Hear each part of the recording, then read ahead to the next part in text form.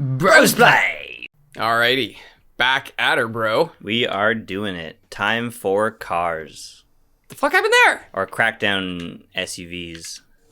Open the door. Which nobody calls SUVs. Why is he shooting at me? Which I'm now realizing might be a slur, so, you know. SUVs? SUVs, yeah. It's certainly not one. I've heard of sous vide. What's that? It's like a way of cooking meat. Oh. It's really weird. You put it in a plastic bag and you boil it at low temperature, which sounds really gross, but apparently it's good. It's a way of cooking meat. Is this just me, or is it gross? Like, is wet plastic bags a really gross thing for you too? Yes. Just in general. I mean, water's great for cleaning stuff, but it's also one of the grossest things ever when it is combined with other stuff. Well, things spread out in it, right? Yeah. Like, just anything of a different consistency that meets water, to me, just makes you kind of go, ugh. And didn't you, did that start, you think, when you were working as a dishwasher? It's probably emboldened. Because when some dickhead puts an entire slice of pizza in the dish sink, and you pull it out, and it's just, like, in all sorts of pieces, and it's falling apart like a fucking Walking Dead zombie. Oh, no. Yeah. Oh, those visuals are in my head now. Yep. Oh, that's awful. Oh, my God. And I think I had the same thing working at Wendy's.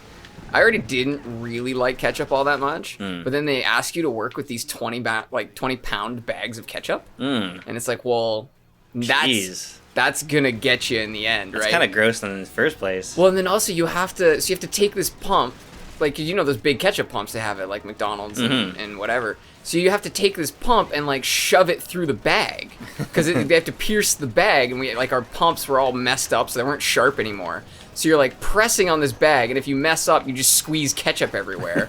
Ugh. Is it like watching a little kid try to figure out the milk? Oh my God, like in Mr. T's. And it's like, it's going over and over, and then just gone. Yeah, it's just all over the floor. Just milk's everywhere. Yeah, something like that.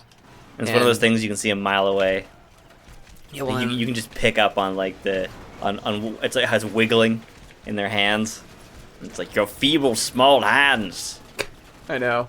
Drop the milk, child. And it's also just like, well, we want to trust them to do this. We want them to learn how to do things on their... Oh, goddamn, he dropped it! Well, sweetheart, you know, when they move out, they won't be able to open their bags of milk, and now they'll have low calcium and stuff. Low calcium. Because milk is only good, and there's no bad things to it. Wasn't that a lie by Big Milk? Big Milk, yeah. Yeah, pretty sure that was the Milk Mafia. I was thinking about a big something the other day, and I forgot what it was. Oh, Big Safety.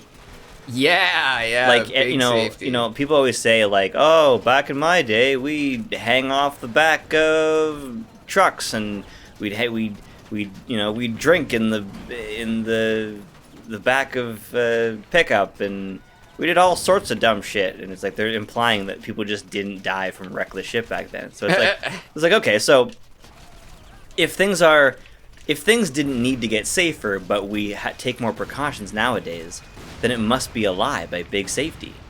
Oh, it's definitely Big Safety. They're at your door, bro. Yeah. That's right outside your door. Haven't you heard? Big Safety's coming your way. And it's gonna make you safe again. Oh, no. Let's make America safe again. Yeah, I don't think it's possible to make anything safe, I've realized. It's the question is, do you want to be at risk of this or at risk of that? Trade-offs. The world is trade-offs. Like, see, I'm much more safe from bullets, but I might explode. Right. Trade-offs. Trade-offs. What is wrong with that man's face? Yeah, Dr. Cizerno, I think he was one of those freaks, and he became sentient. So they just made him into a scientist, and they were like, make more of them freaks. Yeah. This is actually a problem I've never run into, believe it or not. None of these guys have attempted to hide in a corner before. That's really interesting that there's all these things that you just haven't encountered. And I do find that strange, because I told you I've done this about 15 times. So you'd think over all them years of playing Crackdown. It's really interesting that you, like, because the bosses give away all these points, that because you killed him with a car, you get all these car points. Yeah. And that's That's one of those things they programmed in, even if they didn't necessarily think about it. Right? Yeah, that's a good point.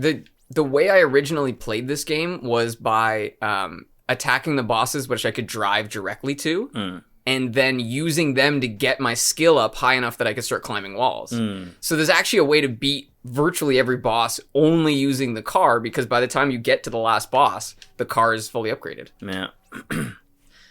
I love that, though, when a developer programs in the ability for things to smash up against each other in different ways based on how the player chose to do it. Like, you know, in Red Dead Redemption Online, I'm sure they hadn't considered that Jake and I would lasso each other as we jumped off of bridges and use it as a rope swing.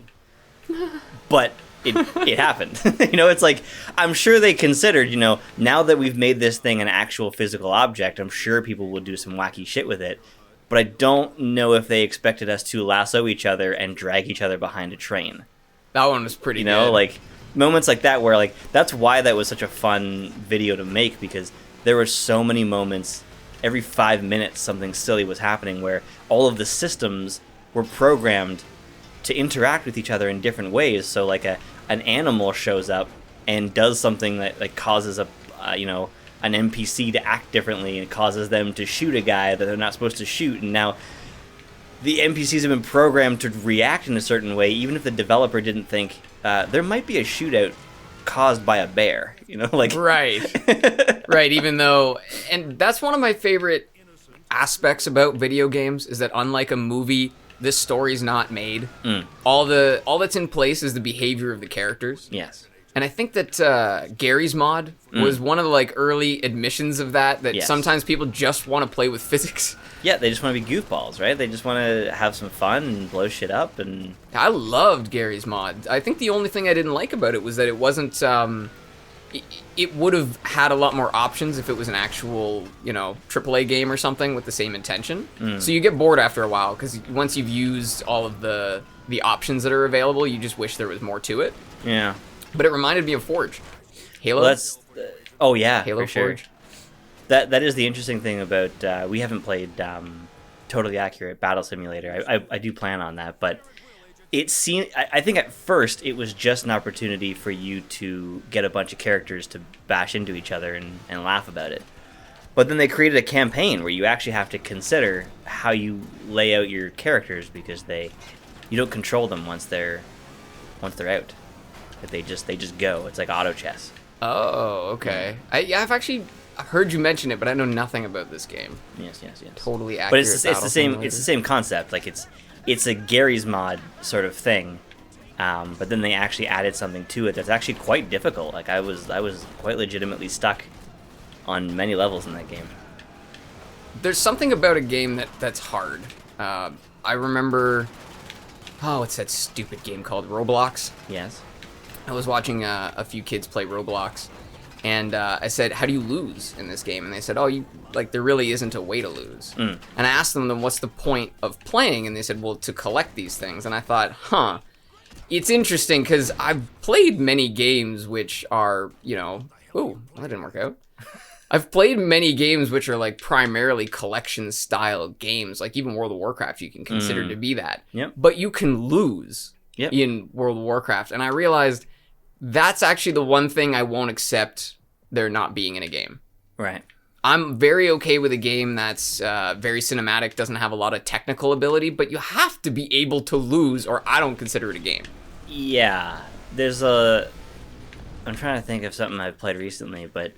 For me, if a game's too easy, the mechanics can be great, but I need to be challenged. It's an important part of game, but it's also, I've been really harsh on games that are too easy, but I think it's important to allow accessibility to sometimes pull down a bit of your game, and it depends what we're talking about. I mean, the quick thing we always go back to is Dark Souls, right? Dark Souls. Is there an easy mode? Could it have an easy mode? I don't really know. Probably not. It probably shouldn't. Whereas, you know, a Mario game should be accessible to the largest majority of people, while being difficult enough to master, that it still garners a speedrunning community. Right. Well, yeah, you said easy to pick up, difficult to master. Right. That's like the ideal game. Yeah, Shovel Knight, Rocket League. Yeah, that's a good example. Crackdown. No, this game, you may be right. This is difficult to master in some ways.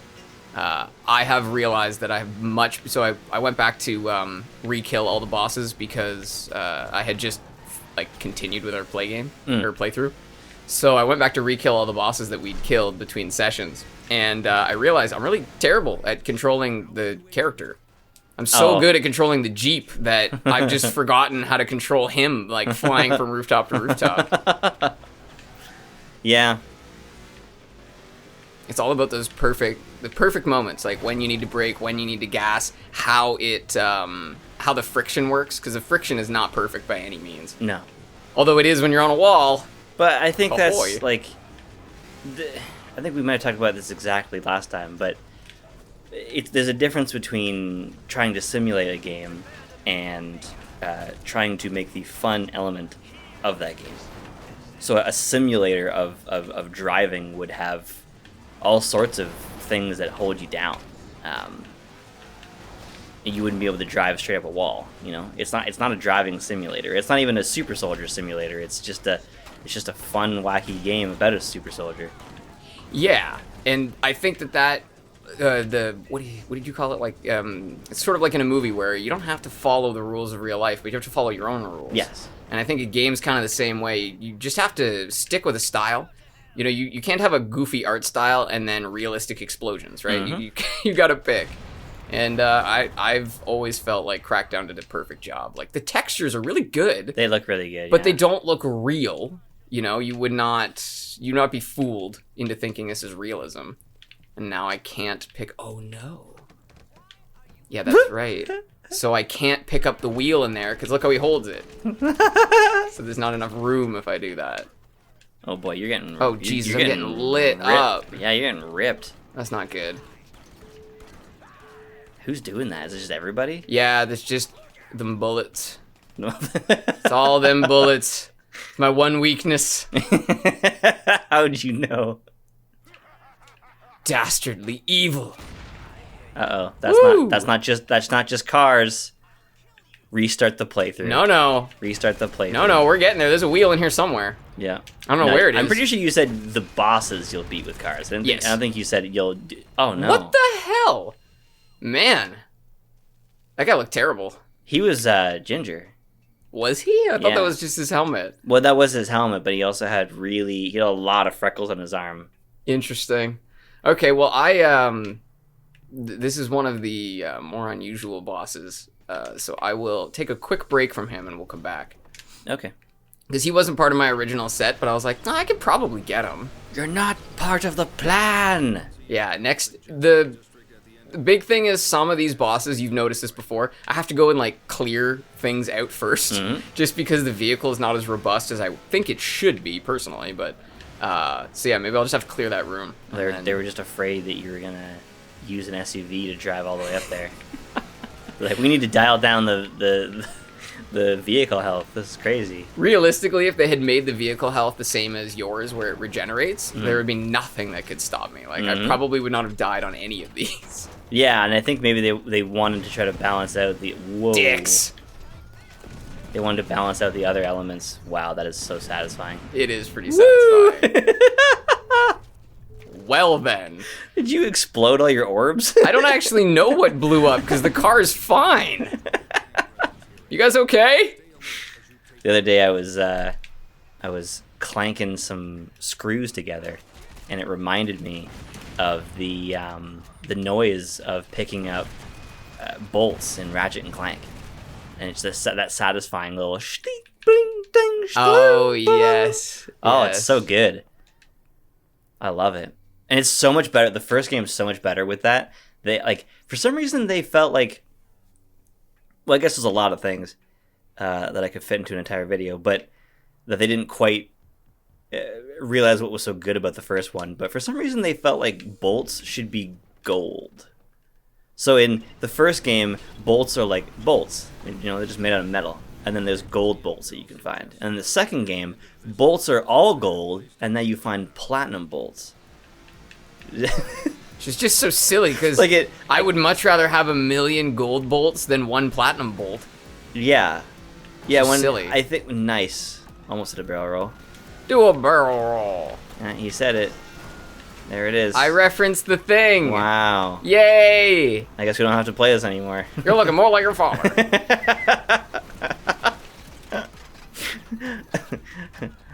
Help! That's my reference. Fox, help! I got one! Thank you, Slippy. Anyway, yeah, the bolts like fit so well because they were actual building material, right? You're just picking up. It's like bottle caps, right? Yeah. It's like if New Vegas, instead of having bottle caps, had like priceless artifacts instead of like. Yeah. You're picking up like 18,000 priceless artifacts. It's like, how priceless could they be? Why are all these extremely rare? 50,000 extremely rare things. Yeah. Well, it's like rare earth magnets. Like everybody has them. Not that rare. Yeah, that's a good point. Well, and then after a while, they'll just be like they'll go from rare to not existing anymore, and then we'll have to have a new name for them. Yeah, extinct earth magnets. There's a good one. Endangered earth magnets. Yeah, those rare earth magnets are aggressive. Yeah. It's so bizarre the difference. I love the physics actually like engaged as you hit the top floor there. Yeah, I'm pretty sure it's an actual elevator. It's just like it's not a loading screen or anything like that. Yeah. That's always good. So one thing, if I can pull it off. That's disappointing. Like that's some Fast and the Furious shit right there. Yeah, and that's the key actually, is you got to do it fast if you're gonna do it furious. Too fast. No. Too. Okay. I'm just gonna stop fucking around and do this proper. Like, one of the challenges I have with this one is just, Jesus. You got these little Z staircases, and going up them slowly is fine, but you try and take them with any sort of speed. All right. That would be so. There's all these developers react to speedrun videos. Mm-hmm. It'd be awesome if they saw this. I'm sure. And we're like, okay, yeah. Well, at the very least, the guy who designed the Jeep yeah. should be aware. And the level designer too. He's like, oh Yeah, yeah, I've that too. never seen anyone do that before. Yeah, seriously. And then, you know what? Maybe I need to just spend like a month of my life trying to figure out if I can scale the absolute tallest tower. Because there's like some internal places where I might be able to throw the car, or it's just one of those things that'll be a totally separate playthrough in and of itself, because it'd probably take me forever. Is there a reason to use regular guns? Because they seem way less effective than... Although you have less ammo, I suppose. And this is something I think I was mentioning to you earlier. What I want to do is go back and max out my firearms, because I've almost never done it. And my guess is... Whoa. Get that the fuck out of here. My guess would be that if you have a high enough proficiency of guns, they're basically accurate at any distance. And if that were the case, you'd probably be able to mow people down really fast and really easily. That man bounced. Like, yeah. But he perfectly matched that parabola theory about rubber balls, though. Yeah. He bounced as high, or half as high as what he... Yeah. Confirmed high school math. Confirmed. Yeah. Yeah. So for whatever reason... Oh, I don't know if you just saw that. But for whatever reason, the explosive barrels are not the only thing that blows up there. The actual roof blows up. Wow. Yes, so if you blow the barrels up and you think you're safe, and then you throw your car up there, you're getting fucked. Oh! Damn it! That's not supposed to happen.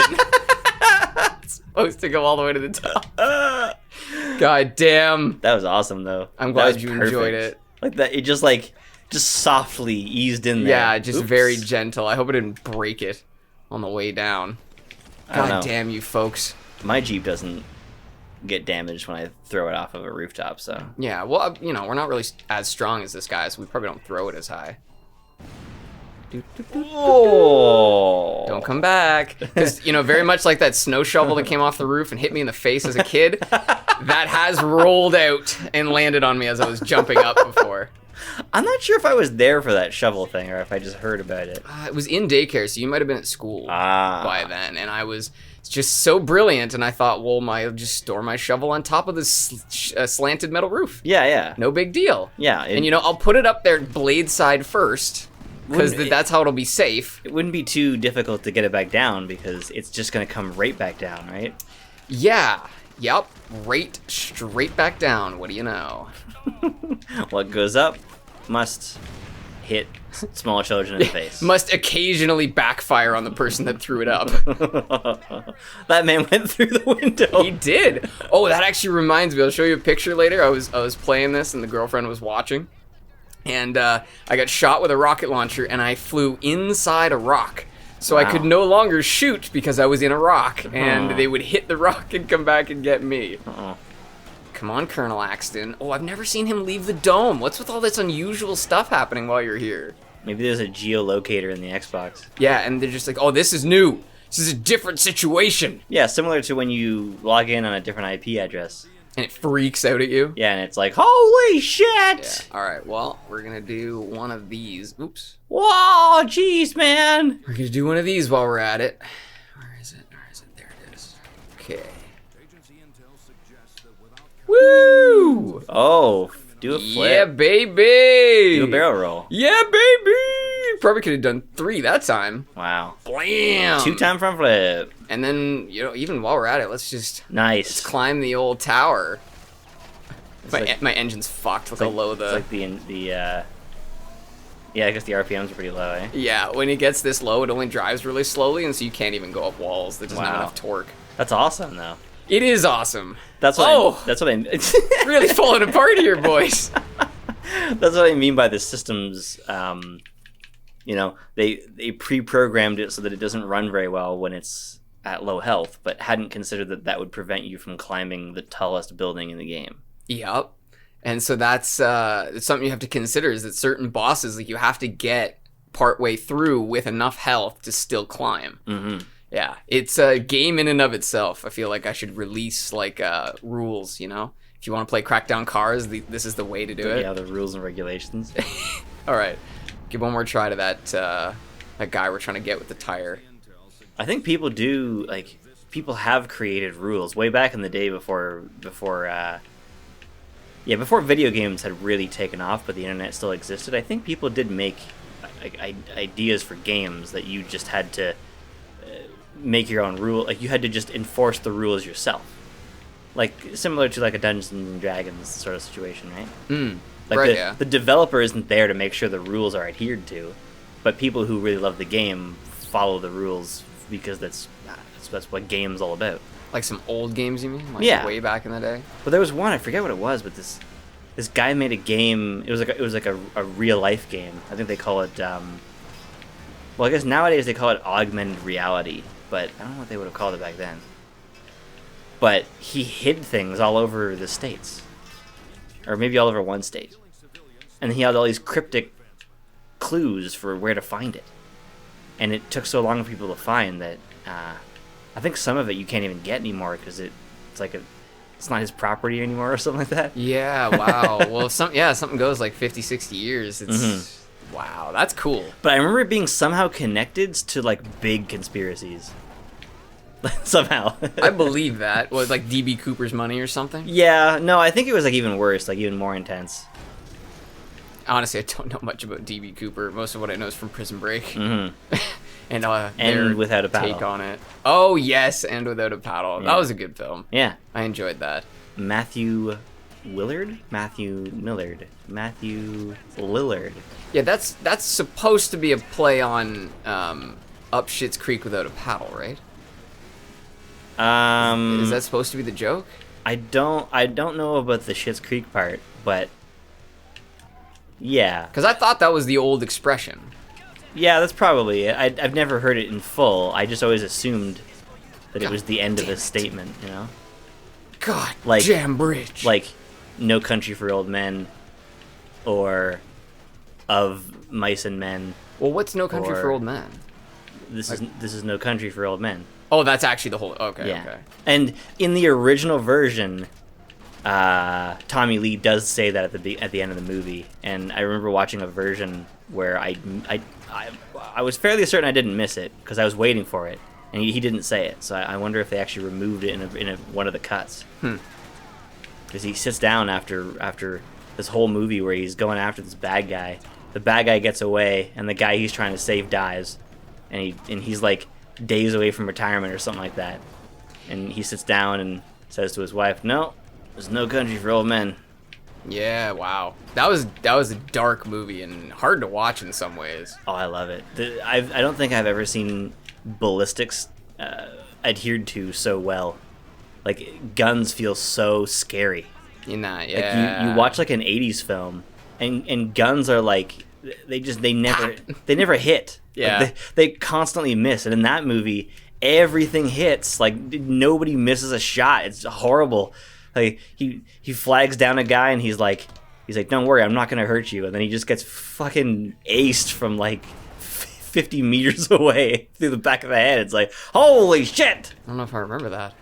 Yeah, there's a part when he's in the hotel room and the assassin's after him, and he escapes and he tries to flag down a guy for help, and he's like, "Keep driving this way," and then the dude just gets shot in the back of the head from super far away. Jeez, the guy he's with, or like the guy that picks him up? The guy was driving, yeah. Yeah, Jesus. Yeah. One of the best parts in the film is when Llewellyn is the name of what's that actor's name? Josh Brolin. His name is what? Llewellyn. Really? Yeah. Okay. Pretty sure. And he's waiting for the assassin, whom I've forgotten his name. Yeah. And he's sitting in the hotel. Javier Bardem. Yeah, well, that's the name of the actor. Yeah. He's amazing.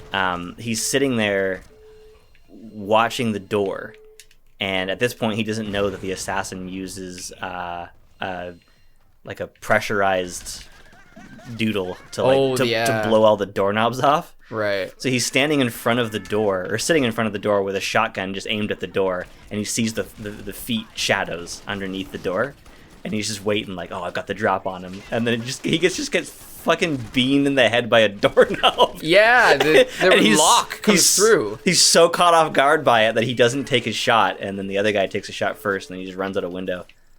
Fuck, what a great movie. Yeah, really good movie. Yeah, he gets hit with the lock, the cylinder. Yeah, sorry, yeah, not the doorknob. So this was weird. Fuck off. You're just gonna kick him to death. Well, just while he's shooting me, just so I can recover. Oh, that's not gonna work either. What the hell? This is a piece of a vase. There's too many things over there now. Get down. Get down, buddy. All right. Get down again. Oh, boy. You're gonna have to make a tough call right here. Yeah. Well, you did your best. Maybe I can survive it. Maybe I can survive it, you bitch. Damn it. Oh, my God. All right, well, we will come back if we have extra time next time.